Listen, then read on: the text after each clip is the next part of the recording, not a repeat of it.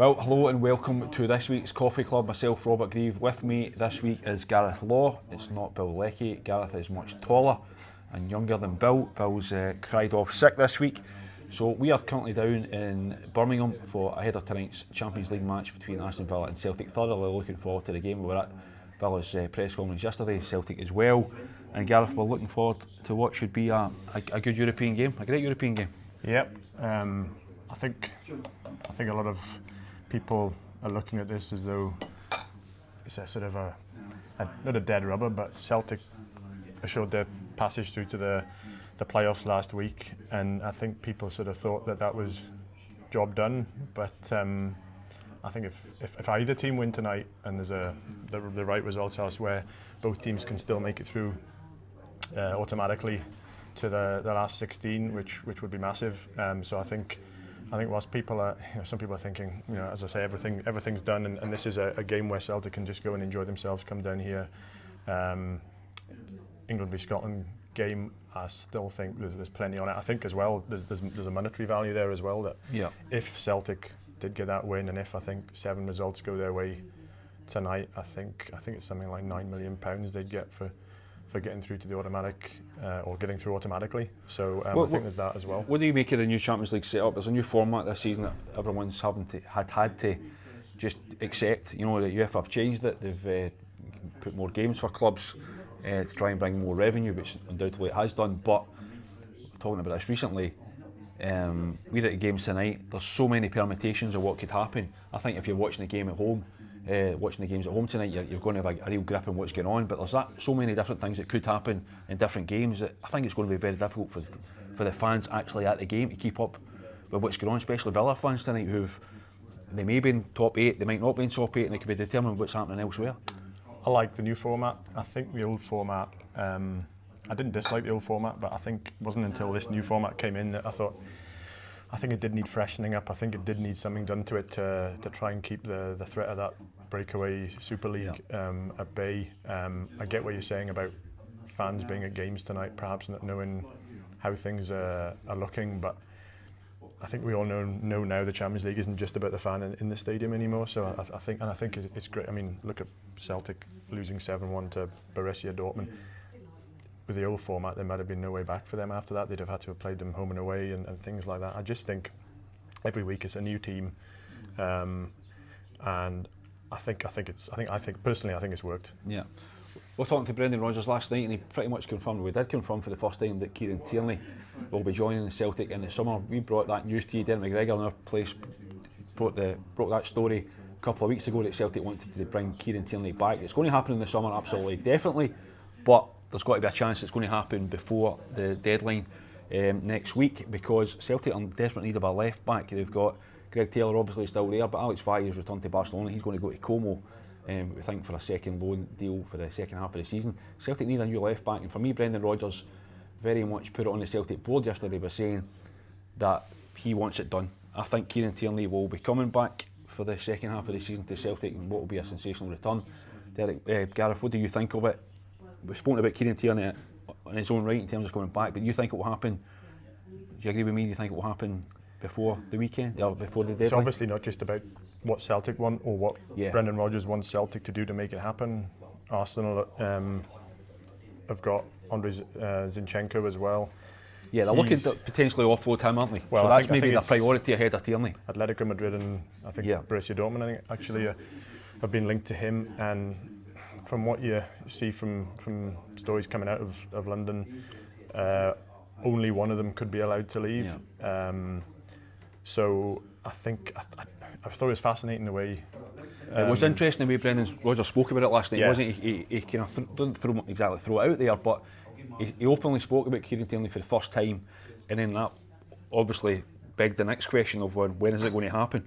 And if Alex Valle is gone, which he is gone, they need another left back. Oh, no. So as much as Gareth, you're right, it isn't down to Celtic alone to make it happen. They need Arsenal's to allow it to happen, but Celtic are in a difficult position if it doesn't happen in January. But particularly now, I mean, you've also got Greg Taylor without, he's still, his future's still not been decided yet as well.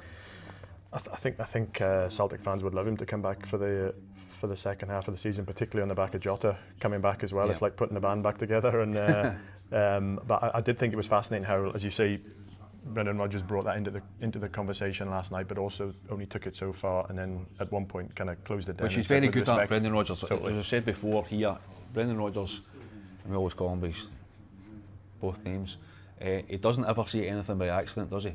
Everything he puts out there is very deliberate. And I thought that was interesting, the way he spoke about the Tierney situation. He knew he was going to get asked about Alex Vai, because we knew he looks on his way. He's left Celtic, he's not here. And Birmingham ahead of this game tonight, he's back in Spain. So he would have anticipated those questions coming, and the fact that he left it out there. You obviously seen Brendan Rodgers come into a press conference with a piece of paper at best. So you know, we never see what he's got on there, but he's not one of these managers who just walks in and he's not prepared. He's actually sat down and thought or spoken to his media team or however he does it, but he comes in with a fair idea of what's coming. Yeah, but as you say, it will be interesting whether Arsenal are prepared to let that deal happen this month.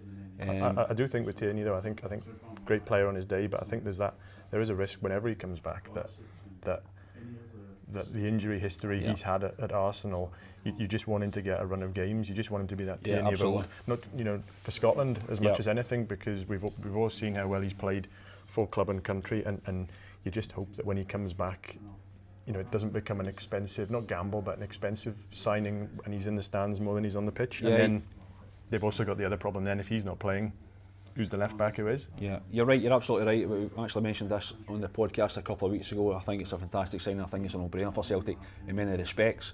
However, I think his injury history has to be part of the conversation, as I would put it, because it's there, it's a fact.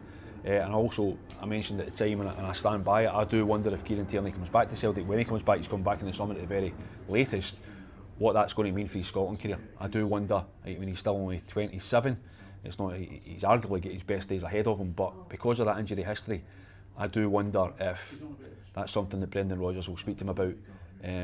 He's done it before with players, Callum McGregor most recently, and I do wonder if Kieran Tierney's Scotland career may come to an end sooner rather than later. And that's just me, that's just a hunch. I've got nothing to back it up other than I just think, I wonder if that's something that will be part of the equation, but hopefully not, because Kieran Tierney, a fit and well Kieran Tierney, has got so much to offer Scotland. He's not played for Scotland nearly enough because of his injury, and I feel really sorry for him in a lot of ways that his peak careers have been interrupted by so many niggly little injuries here and there. I just think as well, going back to the original point, or the original topic of the conversation, will he come back now? From what you hear, he wasn't one of these players who was like desperate to leave Celtic in the first time around. He wasn't. He was quite. He loved playing for Celtic, and there's I think he's a Celtic fan. Well, no, but what I mean is there's also a part where he'll probably be desperate to make it happen this month. Yeah. And you would think so, but he's obviously giving up quite a lot to come back. He's in big money at Arsenal. He'll be getting decent money at Celtic, let's not be mistaken about that, but I think he's made this happen. Celtic, you have to give them so much credit for, they'll be pushing a boat out to make it happen, but they're essentially not having to pay a fee for him, he'll be pushing it as much as anyone, so fair play to him. I think there's clearly an emotional tie there. I actually saw something recently from Neil Lennon when it was put to him about the idea that Tierney didn't want to leave. Well, he did want to leave, he left. If he didn't want to leave, he didn't have to go. So essentially, he did want to leave. He did want to try his hand in a different league, and fair play to him. I don't think anyone can be critical of him for that. And I think the way the Celtic fans have openly welcomed him back, rightly so, is fantastic for him. And it'll be great to see him back in a Celtic jersey, because we want top players in Scotland. We want top players playing in the Scottish League, and a fit and well Kieran Tierney certainly ticks that box. The game tonight will take care of itself. We're looking forward to the game. But one thing I was going to ask you, Gareth, and forgive me, I've got a cold, so you probably hear my voice is a little bit... You mentioned it once or twice since we've been down here. Toiling with a cold here. Kyogo. I spoke about this a number of weeks ago. I expected Kyogo to leave the club. That maybe surprised a few people at the time, because I certainly had people saying to me they didn't think it would happen. It has happened, and I'm a little bit surprised that it has happened now. Why not tomorrow? Yeah. Why not tomorrow? Why did Celtic sanction this deal before this Champions League? Essentially, Celtic are through to the playoff round, but there is still an outside chance that they could finish in top 8. I don't think it will happen. They need other things to go their way, but I'm surprised that Celtic didn't wait till after this European game, albeit I can fully understand why they've cashed in Kyogo, a guy who's 30, who's got an injury problem with his shoulder, who wanted to go. They've made it very clear on that. Celtic, Kyogo wanted to go, he was pushing to go, but why not wait till tomorrow? What do you think? I wonder if they hadn't have got that late goal against Young Boys last week, and they hadn't made it through to at least the playoffs. I think it would be very difficult for them to let it happen. I think but particularly when they haven't got anybody else lined up and with Diomande suspended, so that's one less attack, one fewer attacking option tonight.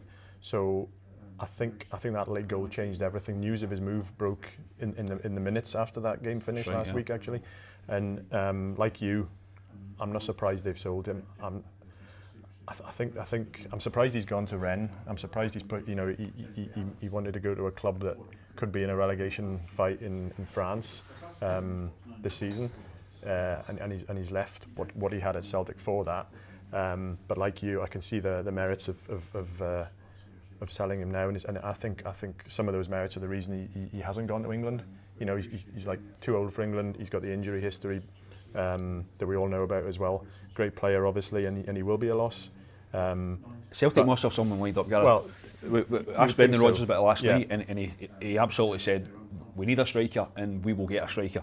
Whether that's someone on loan or whether that's an actual signing, time will tell. But Celtic absolutely have to sign a striker. But that was quite black and white from Brendan Rodgers as well, because back in the summer when he was trying to bring signings in, he was more. His answers were quite in the grey area. Last night he answered that in a very black and white way. He did. Right. Now again, whether that's to put the emphasis on the board again, I don't know, but or whether he's got somebody lined up. But Adam Ida's not done enough this season. I think he's 14 games without a goal now. Be interesting to see how they line up tonight. Presumably he will have to start tonight, particularly without Maeda being there. But they desperately need somebody in now to replace those goals that Kyogo has given them this season. We talked about Brendan Rodgers, and we mentioned it a couple of times in the last 10 minutes about him saying things and maybe to get a reaction. It has to be said that the Celtic board have backed Brendan Rodgers fantastically well this window. We were talking about this last night around this very table, and Celtic could not have had a better window up until now. No. And arguably they will never have a better window again. From what they're going to do, Kieran Tierney back, Jota back, they'll bring a striker in. I think they'll also sign a winger. They've done from the work, even with Kyogo going. But even in the summer, like we went through pre-season and there was all this, will it happen, and then they produced a good. Schmeichel came in, Engels came in, Ida came in. Big money was spent, so he's getting what he wants right now, Brendan Rodgers. Which is, and we'll maybe come on to this as well, but which is what he didn't get first time round, and one of those signings he didn't get. John McGinn face tonight, and John McGinn. John McGinn, absolutely. That's what the led to the point. hold the quote Terminado. If I get to the point where I don't think we're not aligned, then it's Terminado, as he said, and he was off. And again, we asked him about it last night, almost the player who got away in John McGinn, but it's worked out fine for both of them. John's done fine down here at Villa, and his career's taken off. But absolutely, but at the minute, Brendan Rodgers is getting the players that he wants now. It might be circumstances that they don't get the specific striker that they want this month, but I just get the impression that he's quite relaxed about it.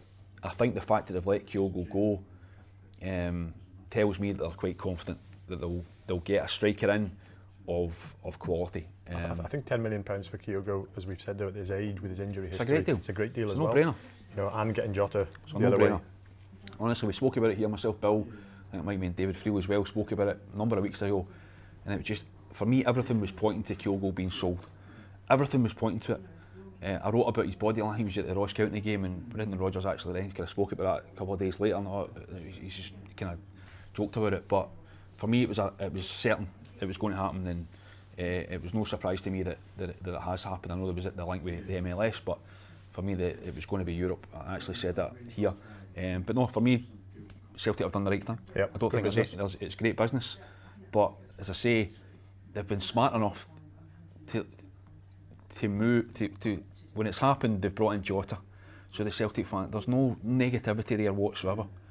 These deals are happening at a pace where, in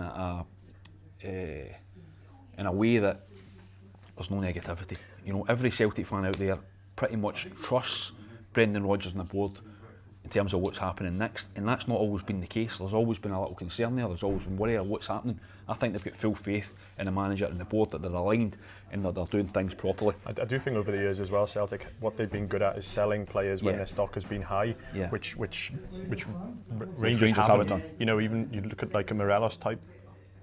You know, his stock was high. They didn't sell him then. Even dating back to Aidan McGeady, but Celtic have always sold when the Gareth, even fringe players, Celtic will move on. Yeah. You know, Burnley away this week, earlier this week. Players who are not playing for the club are very, very good at shifting them, getting them out the door, and getting and almost kind of cutting their losses. You know. What Matt O'Reilly last season? I mean, he's another example. He goes out the door, and Engels comes in, and they make a profit. Yeah, absolutely. Although Engels, the jury's still out with him, as much as I think he's still potentially going to be a really good player for Celtic and somebody who they will make money on. The jury's out on him. But yeah, I'm looking forward to the game tonight. You've been to Villa Park before?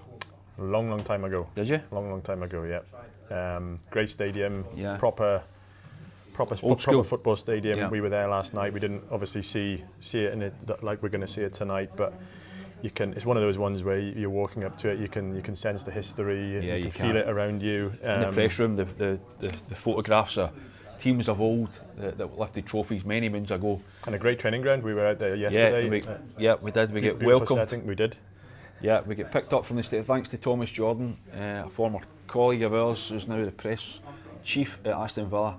Organised some great transport for us to get us from the station, and we get almost a little tour of the academy training ground, a bit of lunch. We get the red carpet rolled out for us. Beautiful setting out in that nature reserve as well. Yeah, it was fantastic. I know you like a nature reserve, Robert? I do, absolutely, yeah. So I don't know what you mean by that, Gareth, in all honesty, but anyway. So yeah, that was good. So looking forward to the game tonight. Hopefully Celtic can do themselves justice. I think it's going to be tough for them in all honesty. Villa need the win. And with Celtic's players missing, it's going to be Trusty and Scales in defence with Cameron Carter-Vickers missing. No striker of any, no other than, well, Ida. Maeda's missing through suspension. I think it might be a difficult night for Celtic, but they've done brilliantly to get where they are. Villa came back from Monaco last week though, and things didn't go great for them out there. They drew on the weekend. They were potentially without Tyrone Mings tonight. Yeah, he won't play. I don't think. You know, last week Emery admitted he was wrong to play the two strikers up front out in Monaco. So I think it'll be interesting how. And John McGinn, we don't know exactly how fit he will be. He's going to be desperate to play, isn't he? He will be desperate to play, but 17 minutes off the bench on Sunday. And he looked a bit rusty, I thought, when he came on actually in the game. He'll not thank me for saying that, but I thought he looked a little bit off it. But anyway, we'll see what happens tonight. Other news this week, we've got a couple of things we're going to come to, but next I was going to ask you, Gareth, about Mohamed Diomande. Red carded against Dundee Utd at Tannadice at the weekend. For me, a diabolical decision. Referee Nick Walsh was given a huge opportunity to put things right by the VAR. Who was the VAR that game? You remember? That's terrible, can't remember, it slipped my mind. And he didn't take the opportunity, he didn't back down, he doubled down, as they say. I thought it was madness in his part. What did you think? It's been overturned. Diomande rightly, the red card rightly rescinded by the appeals panel yesterday. A decision, by the way, that I'm led to believe took about 5 minutes to come to that conclusion. It was an open and shut case, and he's not suspended. The right yeah, outcome. I think so. I found it an unusual decision at an unusual time of the game, because it didn't. Listen, if it's a red card, it's a red card. 100%. But the timing of it's irrelevant. But when it's not a red card, then at that time of the game, when everything's done and dusted. Yeah, but that's irrelevant, Gareth. No, if he's swiped and hit him and it's a red card, it doesn't matter if it's the first minute or the 98th minute. I agree. It's a red card. But the whole thing was totally unnecessary, and I thought there was no need for it. Particularly then, you get the second chance, and he stuck to his guns. Which, I mean, I don't think you've had anybody come out and say that it was the right decision. I certainly didn't think it was the right decision. No. And it's another situation that Willie Collum wouldn't have thanked his referees for, because he's come out and tried to be as we've said, as transparent as possible. I think it's another situation he could be doing without, certainly, and that's an understatement. Yeah, I think Willie Collum I've mentioned this before. I think he deserves huge credit for the way he's trying to take things forward with the referees, and as you say, the transparency is there. But that's when decisions like that get made, and for me, it's just and I'll say it to him blue in the face, it's a poor decision from the referee. But all this allegations of whatever is nonsense. He's just. Oh yeah, it's a bad decision. It's a bad decision. It's a terrible decision. But typically in this country, it goes to a place where it's just nonsense.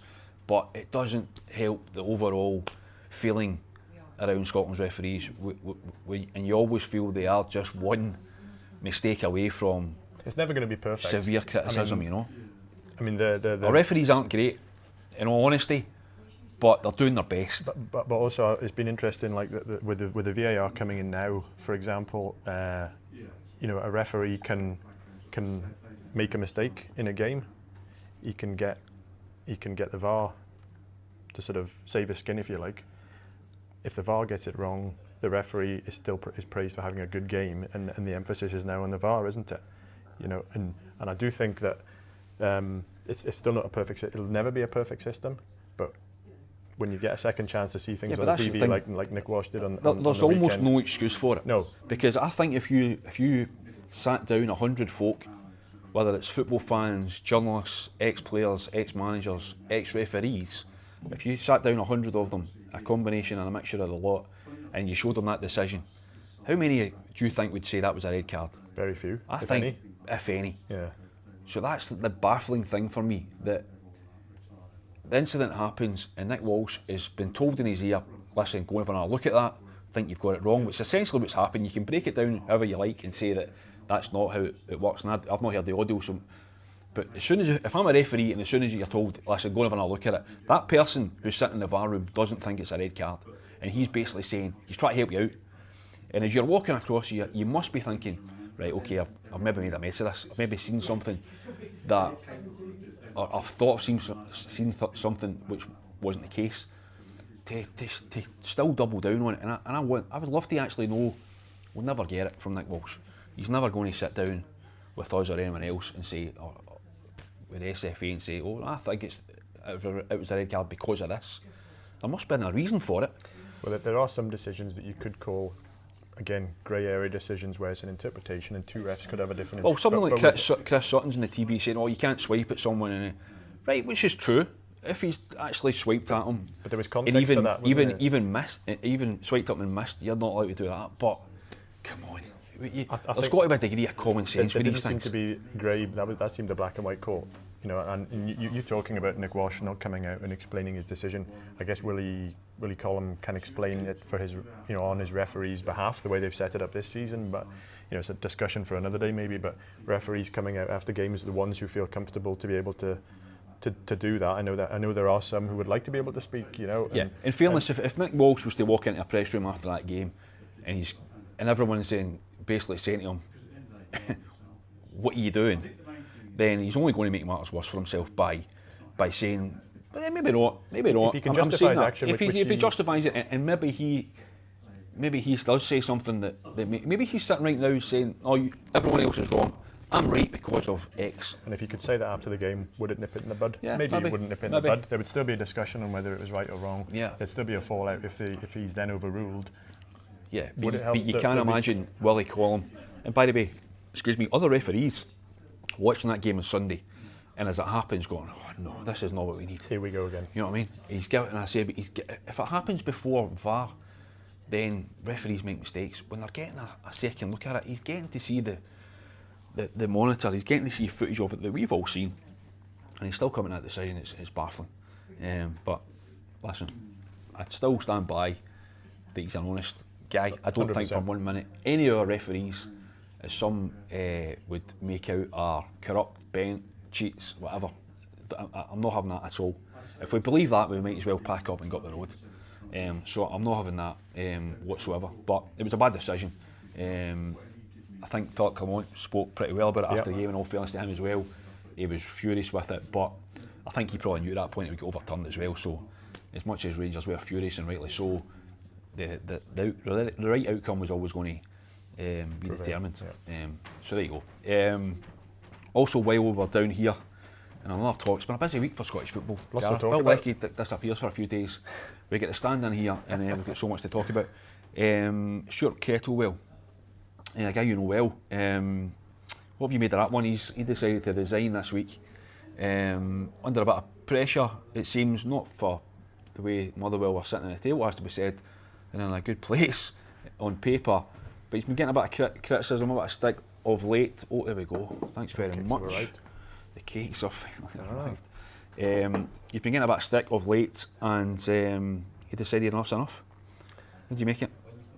I find it baffling. In what way? Because, I mean, effectively, if we go by his word, and you know, why shouldn't we? His family have been feeling uneasy, you know, getting a lot of stick, personal stick, and when it reaches that stage, that's not what he's in the game for. And the fact that Motherwell fans have been on his back, don't get me wrong, they've won 1 in 9. They're on a poor run of form, but they stuck by him last year when, I think, did they go 15 games or so without a win. The board were patient, they could see what he was doing. The team are sitting 5th in the league. They've been at a semi-final of one cup this season. I don't quite know what the fans are wanting. Yes, they've lost to St Johnstone 2 weeks in a row. It's not a good time, but I think we all know how hard Stuart Kettlewell works. He's probably, I know all managers put the hours in, but he is one of the workaholics in that business. So he will have left no stone unturned in what he's been doing. So you're baffled by it in what sense though? Well, you've got a club sitting 5th in the league. Yeah. A club that were. But baffled by his resignation. No, baffled by the way the fans have reacted to him. Has it been? How bad has it been? Well, enough for him to say it's affected his family. Right. And I think last year when things weren't going well, everybody stood by him. Everybody could see what he was doing. You know, you go to the club and you just sensed that there was a cohesiveness, there was a togetherness, where everybody was in it together despite the poor run of form. You know, he wasn't the manager who had lost the dressing room, and no. I mean, players loved him. Exactly. So I just think you know, if Stuart Kettlewell was out of work now, Motherwell would be looking for a Stuart Kettlewell to come in and take over the club, and I just see it, particularly as we all know, it's a sort of fan-owned club as well. You know, so the fans are everything there as well, and it just. I mean, I know in football, once momentum starts going one way, it's hard to stop it. And he did come out and say that, you know, he wouldn't be listening to people who weren't involved in the game. And I think maybe that was the wrong thing to say last week. But on the flip side, were any of us surprised when we heard he was leaving? You know, as in sacked or resigned because of the way that momentum was going? And you know, I think it's the wrong. I think he shouldn't have been forced out, for want of a better phrase. But the way things had been going, you could tell there was something going on there, and there wasn't that cohesiveness maybe that they'd had last year. But bottom line is, I just don't get why the fans weren't with him. Yeah, I 100% agree with that. But I'm a little bit conflicted on it, looking at it from various points of view. For me, the vocal fans at Motherwell are largely youngsters in the corner. Is it the Motherwell boys they call themselves? So that's the vocal element in the Motherwell support. Was the rest? Has he been getting so much criticism from everyone else at the stadium? In all honesty, I've not been to every Motherwell game, but it's not like they were singing for. Do you think he's used that as an excuse? No, I don't mean excuse. He's clearly felt. No. He's clearly felt. He's clearly reached a point where he's thought that it's run its course. If you lose, he's clearly got to a point where he feels it's run its course. But for me, I think I'm disappointed that he's got to that point. Yeah. In a manager, I think he's a terrific manager. I think the players respect him and admire him and like him. I think the results he's got have been more than good enough at Motherwell. I think any Motherwell fan who thinks they can do better is deluded. in all honesty. With 10 players out injured. Yeah, with so many obstacles in his way. So I think that Motherwell are pretty much where they should be, if not, in fact, better than where they should be. So I'm disappointed in him that he's decided enough's enough now. As I say, he's probably reached the end of his tether. The whole thing about his family being there is horrific. If he doesn't think his family are able to go to a game, then that's poor show. And if his kids or his wife or partner or whoever is sitting in the stand upset by what they're hearing and listening to. And that's the thing I can't understand. Is I can understand that, but at the same time,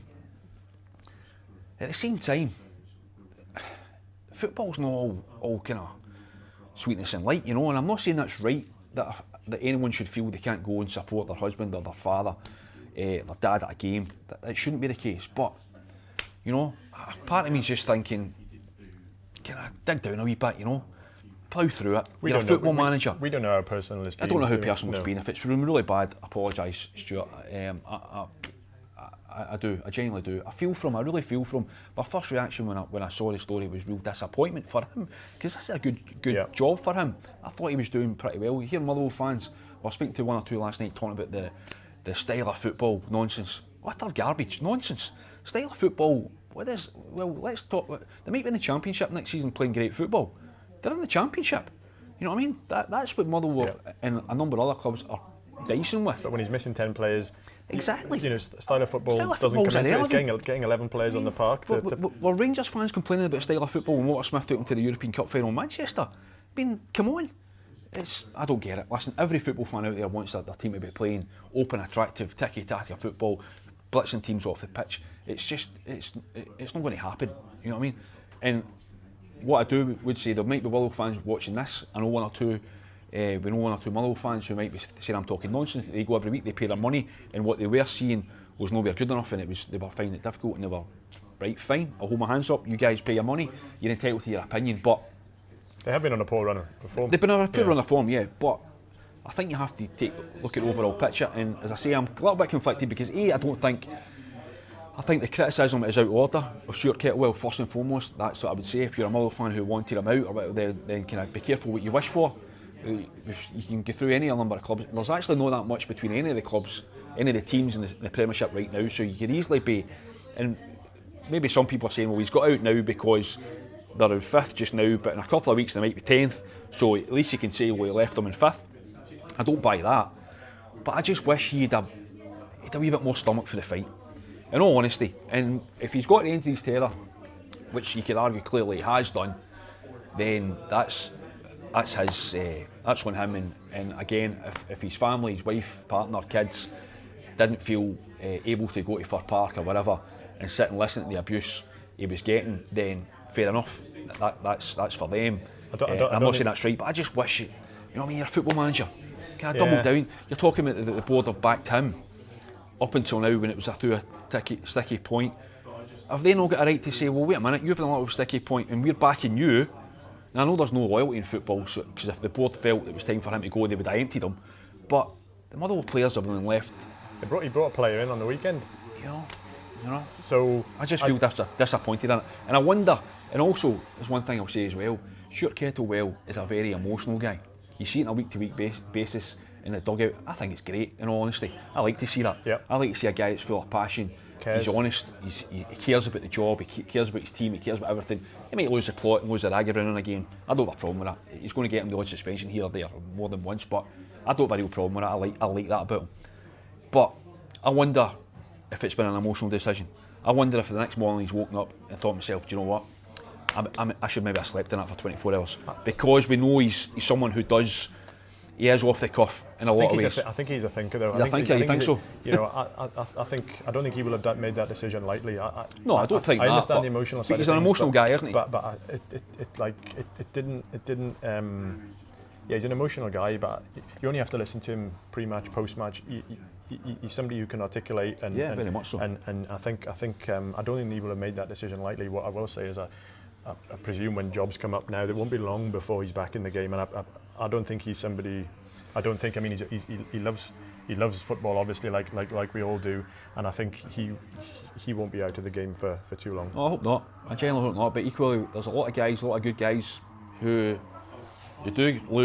leave jobs, and they spend longer on the sidelines than they expected to, than they hoped to. So I agree with you. I hope he gets another opportunity soon. I think he came back as a better manager for the time out after leaving Ross County. I think he went away and did his media work. And came back a better manager. He's going to have that open to him. He's very good at that as well. He speaks very well. I don't know. As I say, I'm conflicted. I'm not. I think it's out of order that the fans wanted him out, but I do wonder how many fans it was, and I do wonder the kind of where that was coming from. Disappointing conclusion all round. Yeah, all round. But from his point of view, I don't know. I wonder if there are clubs now who do look at him in terms of his next job, and is that a black mark against his name that he cut and run when he was under a bit of pressure? I don't think it's ever a good look for a manager to resign. I hope he's not looked at like that, because I mean, it's easy to forget that he steered them back on track when he first took over. He's a good manager. I think he's a really good manager. He's a good manager.